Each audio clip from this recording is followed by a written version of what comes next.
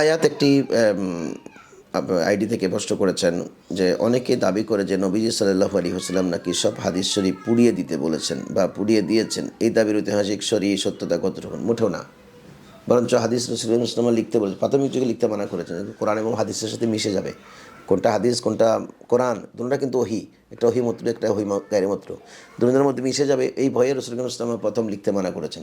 পরবর্তী যখন সাহাবায়ে কেরামের মধ্যে সেই ইলম এসে গেল, আল্লাহ রাসূলের খাজানা থেকে যখন তাদেরকে সেই ইলম দিলেন এবং মদিনার ইউনিভার্সিটিতে লেখাপড়া করবার কারণে সেই মহান জ্ঞান যখন তাদের আসলো, কোনটা হাদিস কোনটা কোরআন ফারাক করবার সুযোগ আসলো, তখন তিনি বললেন তোমরা হাদিসে পাক এখন লিখো।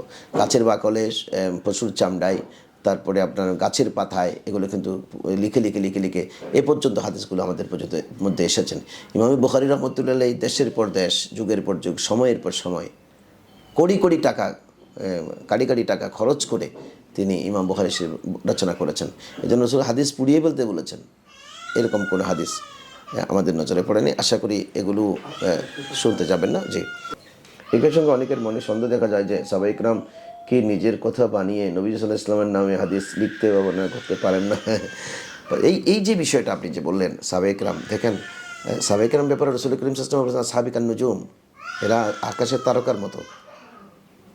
এই হিম ইক্তাদাইতুম ইহতাদাইতুম, রাসূল তাদেরকে অনুসরণ করতে বলেছেন। অনুসরণ কাকে করতে বলেছেন? রসুল করতে বলেছেন। কাকে অনুসরণ করবেন? এর মধ্যে ভুল থাকবে। আল্লাহ ওনাদেরকে এই মিথ্যা বলা, মিথ্যা লেখা, মিথ্যা চিন্তা করা থেকে মাহফুজ করেছেন। ওনারা মাসুম নন, কিন্তু মাহফুজ।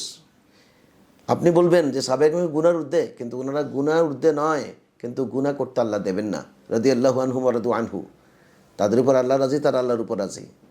গুনাহ করতে আল্লাহ তাদেরকে দেবেন না। এজন্য সাহাবায়ে কেরামের ব্যাপারে অবান্তর এই প্রশ্ন জাগবে যাদের, তাদের ঈমানে গলতি আছে। কারণ সাহাবায়ে কেরাম কিন্তু শরীয়তের অংশ। সাহাবিকান নুজুম বলেছেন, কুল্লুহুম উদুল বলেছেন, তাদের প্রত্যেকজন কিন্তু ন্যায়পরায়ণ। তো রসুল যদি বলে যে প্রত্যেকজন ন্যায়পরায়ণ, তো এই ন্যায়পরায়ণ লোকটা কি হাদিস জাল বানাবে? এগুলো পরবর্তীতে জাল হয়েছে। সাহাবায়ে কেরামের যুগের বহু পরে এসে যখন দুনিয়াবাজদের হাতে হাদিস পড়েছে, তখন তারা হয়তো হাদিস জাল বানাতে পারে দুনিয়ার লোভে। কিন্তু আল্লাহ রাসূলের সাহাবিগুলো 1,24,000 সাহাবি, সে প্রশ্নই আসে না। আজকে ইসলাম আবি তক জিন্দা কোনোদিন থাকতো না যদি এই সোনালী যুগের সোনার মানুষগুলো আত্মত্যাগ না করতেন। এদের সম্পর্কে এই মন্তব্য কোনোদিন বাঞ্ছনীয় নয়।